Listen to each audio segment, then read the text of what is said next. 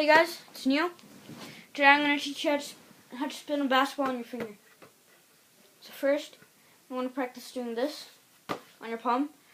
And once you learn how to do that, you can learn how to spin a basketball on your finger. Oh, jeez, sorry. So you just want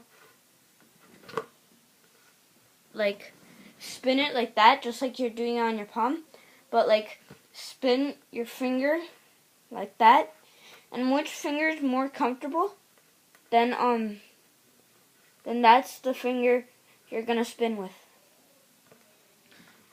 So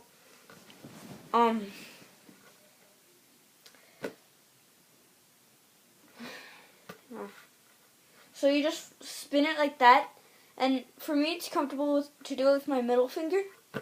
I used to do it with my front finger. I'm sort of good with both, but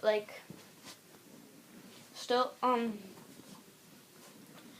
just practice doing this. See which finger is more comfortable, and then try doing it on a basketball. And yeah, that's pretty much it. Hope this video helped. Comment, subscribe, and bye.